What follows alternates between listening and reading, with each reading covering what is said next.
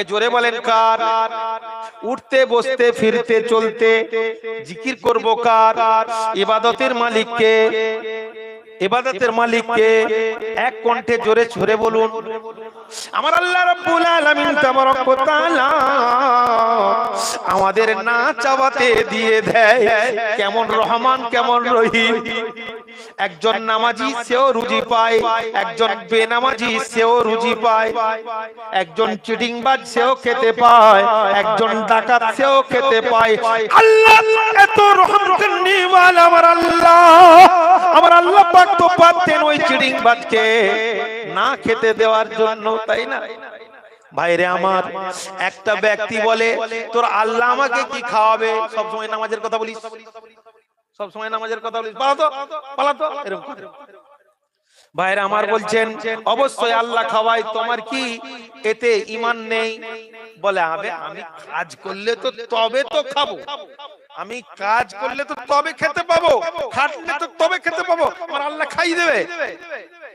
বলছে তুই কাজ করিস আর নাই করিস, আল্লাহ খাওয়াবে, অবশ্যই খাওয়াবে। কাজের কথা বাদ দে, কাজ করিস আর নাই করিস, যাই করিস আর নাই করিস, রুজির মালিককে। সবাই মিলে বলে, বলছে আচ্ছা তুই বারবার যদি বলছিস এরকম ঠিক আছে, আর আল্লাহ খাওয়ালে তবেই তো আমি খাবো। দেখা যাক, আজকে আমি খাবো না, ওয়াদা করছি। কে খাওয়াই দেখি। ভাইরা আমার, যারা খেতে চাই না তাকেও আমার আল্লাহ পাক খাওয়ায়। আল্লাহ কত বড় রহমান, কত বড় রহিম। এক গো ধরে রেখেছে যে কেমন আমার আল্লাহ পাক আমাকে খাইয়ে দেয়, দেখবো কেমন আমাকে খাইয়ে দেয়। আমি খাবোই না, আজকে খাবোই না, এরকম সিদ্ধান্ত নিয়ে বসেছে। ভাইরে আমার, এমতো অবস্থায় এরকম সিদ্ধান্ত নিয়ে যখন বসেছেন, বাড়িতে কিন্তু সবাই বারবার ওই খেতে ডাকছেন। আরে আব্বা এসো, মেয়ে বলে আব্বা এসো, ছেলে বলে আব্বা এসো, আর বলছে আমি খাবো না বলেছি। বারবার বলা সত্ত্বেও তোরা শুনছিস না কেন? প্রাণের বিবি এসে বলছে চলো খেয়ে। কি মাথায় ঢুকালে, কেন খাবেন? এখন কি রমজান মাস, রোজা মাস? তুমি তো পানি খেলে একটু আগে, রোজা রাখলে হয়তো বোঝা যেত যে খাওনি, তুমি তো তার আগে একটু পানি খেয়েছো, এখন ভাত খাওয়ার সময় হয়েছে, তুমি খাবে চলো। বলছে আমি খাবো না, দেখি আমার আল্লাহ কিরকম খাওয়ায়। কিরকম আল্লাহ খাওয়ায় দেখবো। আমার ভাইয়েরা সবাই হার মেনে গেল। সর্বশেষে বুড়ি মা এসেছে, মায়ের কথা ঠেলে দেবে না। ওই আম্মা জান এসে বলে ওরে বাবা, তোকে কত কষ্ট করে মানুষ করেছি রে বাবা, তুই যদি না খাস আমি বুড়া মা খেতে পারি কেমন করে? আমার সন্তান যদি আমার সন্তান না খায় তো তাহলে আমি কি করে খেতে পারি? বলে ও মা, সব দিন তো আমি খাই, আজকে না হয় না খাবো। ও আম্মা জান তুমি বিরক্ত করো না, আমি আজকে খাবনি বলে ওয়াদা করেছি, কারণ একজনের সঙ্গে তর্ক হয়েছে। আমি খাবনি, আমাকে আল্লাহ খাইয়ে দেবে। ও বলছে আল্লাহ খাইয়ে দেবে। আমি বলেছি দেখি কিরকম আল্লাহ খাওয়ায়। বলছে বাবা ওইসব কথা ছাড়, আল্লাহই তো খাওয়ায় বাবা, এটা মেনে নে, আল্লাহই তো খাওয়ায়। যখনই তুই খাস না কেন, আল্লাহ তোকে খাবার তৌফিক দেয় তো তবেই খাস। এমনও বান্দা রয়েছে ভাই, হাতের মধ্যে মুষ্টি করে ভাত মুখে তুলবে, তরকারি নিয়ে একেবারে মাখিয়ে গোশের টুকরো পর্যন্ত ভিতরে ঢুকিয়ে একসঙ্গে খাবে। কত আশা, যা মুখের কাছে এসেছে, আসার সাথে সাথে আল্লাহ রাব্বুল আলামিনের হুকুম এসে আজরাইল আলাইহিস সালাতু ওয়াস সালাম এসে জানটাকে কবজ করে নিল। ওই লোকমাটা হাতেই রয়ে গেল, আর সে পৃথিবী ছেড়ে চলে গেল। ইন্না লিল্লাহি ওয়া ইন্না ইলাইহি রাজিউন। এরকম অনেক অনেক দৃশ্য দেখা যায়, যায় কিনা ভাই? এরকম দেখা যায় না ভাইরে আমার? একে তো ছাড়ছে না, বুড়ি মা ছাড়ছে না।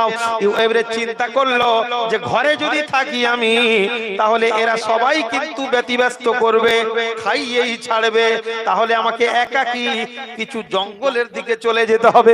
ভাইরে আমার, ঘর থেকে জঙ্গল একটু দূরে গেলেই, ভাইরে আমার, সেখানে কি করলে সঙ্গে সঙ্গে চলে গেল।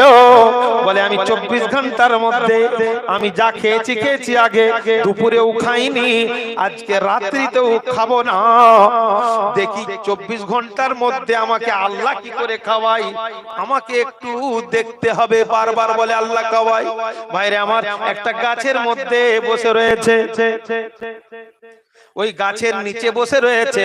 নিচে যখন বসে রয়েছে, ওর আম্মা জান আবার কি করেছেন, খুঁজে খুঁজে খুঁজে খুঁজে খুঁজে খুঁজে এসে দেখতে পাই ওই গাছের নিচে, ছায়ার নিচেই ওই ছেলে বুঝি বসে আছে। যখনই মাকে দেখেছে, যখনই আত্মীয় স্বজনকে দেখেছে যে ভাত নিয়ে এসেছে, এখানে খাওয়াবে, বুঝতে পেরেছেন, খাওয়াবে, এই মা ছাড়বে না। কারণ মা জননী এমনই, মা জননী এমনই, ভাত খাইয়ে চাইবে। ভাই আমার দুপুর বেলা আমার বেটাটা খাইনি, আবার রাত্রে বেলাও খায় না, কি যে ধরলো, কি যে হয়ে গেল জানি না। দুপুরে খায় না, কমসে কম রাত্রির খাবারটা তো দিয়েছি। ভাইরে আমার, ওই রাত্রির খাবার দিতে যায়, মাকে দেখে, আত্মীয় স্বজনকে দেখে ও কি করেছে, গাছে উঠে পড়েছে, গাছে উঠে পড়েছে। বাবা আই, বাবা আই, নেমে আই, নেমে আই, খা বাবা খা।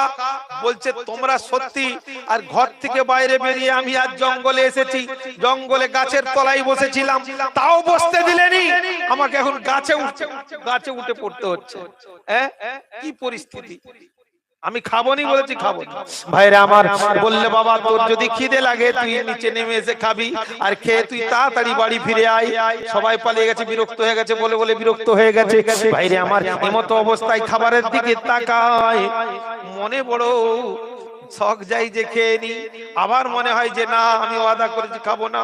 ভাইরে আমার, রাত্রি 12টা যখন হয়ে গেল, কিছু ডাকাতিরা, চোরেরা চুরি করে এবারে সে মালগুলো বন্টন করবে বলে বসে গেল, বন্টন করবে বলে বসে গেল।